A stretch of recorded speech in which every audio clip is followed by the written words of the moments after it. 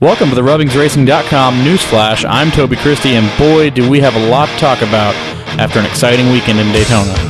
First, I'll discuss NFL star Chad Ochocinco trying out NASCAR, Reed Sorenson taking the Nationwide Series Dash4Cash check, Danica Patrick on the verge of her first NASCAR win, and an evolution in tandem drafting that I kind of noticed over the weekend. But first, we must talk about the latest driver who has etched his name in the history books as a NASCAR Sprint Cup Series winner. I'm, of course, talking about David Ragan. Ragan won the Coke Zero 400 at Daytona Saturday night, and it was sweet redemption after a gaffe in February that eliminated his shot at victory in the Daytona 500. Ragan had the lead on a late restart in the Daytona 500, but before he got to the start-finish line, he changed lanes, which is a no-no in NASCAR. Ragan got black flagged, and he would be left thinking at the end of that race what could have been. Many wondered if he had squandered his only opportunity at a NASCAR Sprint Cup Series victory, but since the Daytona 500, Ragan has actually been knocking on the door of victory lane. He had back-to-back top 10 finishes back in Martinsville and Texas in March and April. Then he finished 4th at Richmond, and he got a runner-up finish in the Coca-Cola 600. It was honestly just a matter of time for the Cinderella story, and Saturday night, the clock finally struck midnight on his story.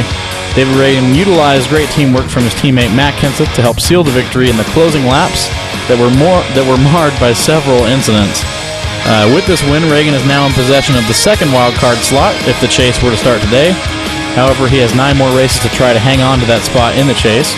Here's post-race reaction from the Georgia native. It was a tough one in February, and coming back here, we knew that we'd have a shot to win. You know, I think there's 30 guys that can win this race, and we felt good all weekend walking around. You know, we went through practice, felt good about our race car, qualified great. The team did a nice job with our car. And when we qualified, that's probably the first time that I really felt that, you know, we've got a car that's fast enough. We can win this thing if we make the right decisions throughout the race. So we made a pact with our teammate Matt Kenseth that we were going to work together through thick or thin. And, you know, I was a little worried about that too. You know, sometimes falling to the back and to the front, you get jammed up throughout the race.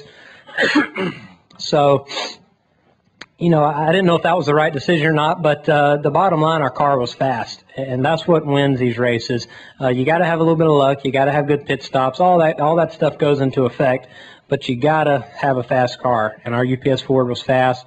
The engine ran flawless, and that's what won the race for us. Having Matt right behind us, I knew that we'd have a good pusher, and so you know, that's what was going through my mind. I knew we had the car to do it. I just tried not to make any mistakes, try to put ourselves in good position, and we wound up obviously being in the lead on the last restart, and that was you know, that was a winning moment for us to be able to start on the front row.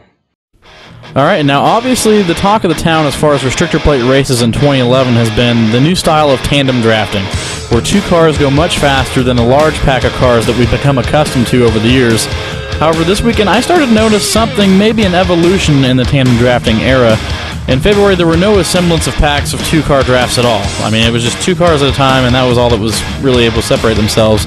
Yet this time around at Daytona, in both the Nationwide Series race and the Sprint Cup Series event, there were solid packs of cars at the front of the field for several laps at a time. The teams have found out, obviously, how to get the cars to last a lot longer without overheating while tucked up behind somebody. And this is the result. In the end, you get actual packs. Give them a few more times at both these tracks, Daytona and Talladega, and I assure you we're going to see some racing closer to what you're used to. It'll still be the 2x2 partner style drafting. I don't think that's going anywhere for a while. But there will be big, close packs of tandems because drivers eventually will never have to swap at all once these teams go to work even harder on their cooling systems in the car. Mark my words, the packs will return at Daytona and Talladega. The Nationwide Series race on Friday was won in dramatic fashion by Joe Logano, who spun early and then avoided numerous crashes on his way back up towards the front for his first career NASCAR win at Daytona. But the story of the race was the vast improvement of Danica Patrick. On the night, Patrick led a total of 13 laps in her number 7 GoDaddy.com Chevrolet Impala, and she worked very well all night with Tony Stewart and then her teammate Eric Almirola later on in the event. If you remember back to February, she was fast in Daytona, but she didn't quite understand the tandem drafting style, and as a result, she kept falling to the back of the pack. However, this time around, she had a legitimate shot at the victory in the closing laps, but as it turned out, she and teammate Eric Almirola made the move for the win just about a half lap too soon. On the final lap, they became disconnected, and then they were both swept up in a crash at the start-finish line as the checkered flag flew. However, Danica would collect her third top 10 in just 6 Nationwide Series starts this year with a 10th place effort. So she may not be ready to win just yet on the 1.5-mile intermediate racetracks, but she's definitely improved 1,000% from where she was last year, and I wouldn't be surprised at all if she finds herself in the same position of having a shot at a win sometime later on this year. One guy who kept his car completely clean all night long in the NASCAR Nationwide Series race at Daytona was points leader Reed Sorenson. Sorenson's on a hot streak of sorts as he won 2 weeks ago in Road America, and then this week he nearly pushes Turner Motorsports teammate Jason Leffler to victory. Leffler would settle for second-place finish, while Sorenson would enjoy a third-place result for his efforts on the night. The third-place finish was good enough to secure him the first $100,000 check for the 2011 NASCAR Nationwide Series Dash4Cash program. Following the race, Sorenson admitted that he had his sights on the prize money rather than the points for finishing third. There at the end, we were going. So I guess you could say the points were out for the end of the race.